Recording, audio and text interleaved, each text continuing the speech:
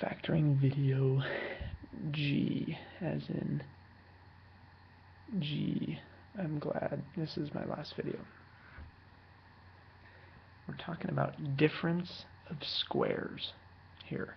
It's kind of a shortcut way, something to memorize, but it also could be something that you don't have to memorize and can just use things that we've learned previously. But here's what I mean. The problems will look like this. You'll have a x squared term and then minus. We're going to be talking about differences right now. And then another perfect square number. Now maybe something will look like this. It's like, that kind of looks weird. I'm uncomfortable. Get me out of here. That's okay. If you're that way, you should think about it this way. Think about x squared plus 0x minus 49.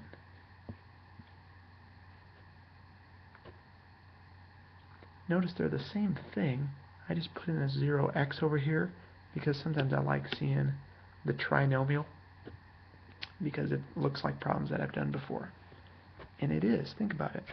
You can do the product sum thing where you try to think of something that will multiply to negative 49. Oh, sorry. Multiply to negative 49 and add up to 0. Well, it's going to be 7 and negative 7. They multiply to negative 49. They add up to 0. So you get x minus 7, x plus 7. I would get I'd get right back up to my original answer if I would do the FOIL or the double distributive. X minus 7, x plus 7 is my answer.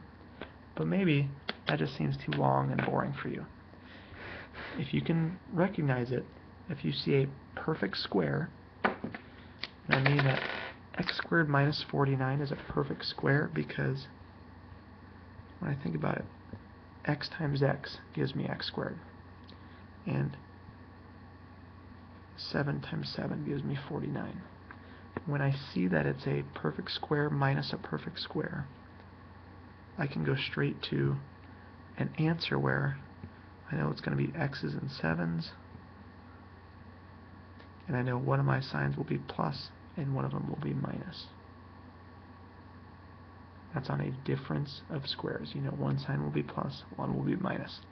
Two different ways to think about it. You can choose either way. Now, some of them are not so easy.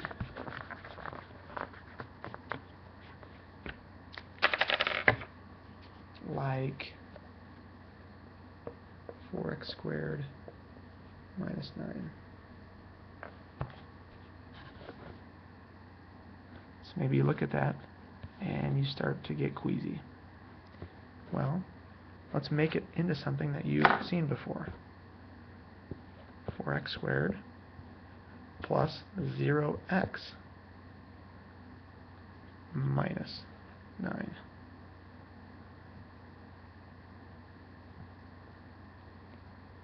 Okay, this is something where it's a trinomial, so I can do my x term. There's no greatest common factor here. So I need something that will multiply to negative 36 and add up to 0. 4 times negative 9 gave me negative 36. Adds up to 0. Those numbers will be 6 and negative 6. Notice this one will not be a shortcut way because my a value is not 1. So I have to do it the long way where I rewrite it out.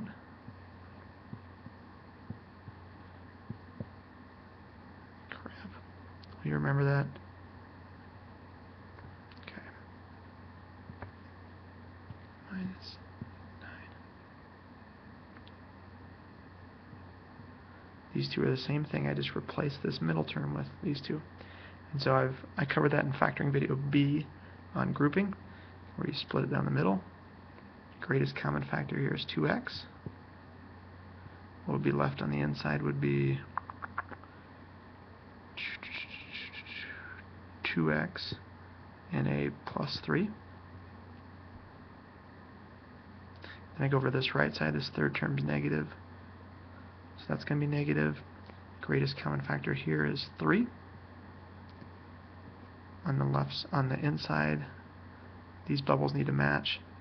So I get 2x minus 3.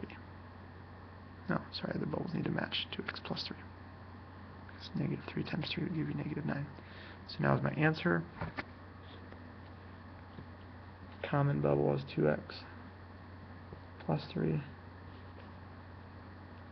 And then what's left over is 2x minus 3. I got bored just doing that, so maybe you want to quicken things up a little bit. To do that, you need to recognize your perfect squares. See, 4 and 9 are both perfect squares, and x squared is a perfect square, so I think about what times what gives me 4x squared. Well, 2x times 2x. And then I think about 9 as a perfect square. What times what gives me 9? That's 3 and 3. So I skip straight down to my answer because I know all of perfect squares work out this way. When it's perfect square minus a perfect square, 2x minus 3, 2x plus 3. Oh yeah, whoops.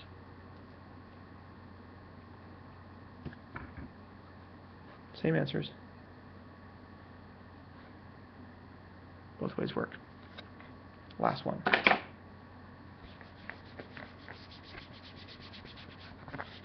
You can break something down with difference of squares at any time during a factoring problem.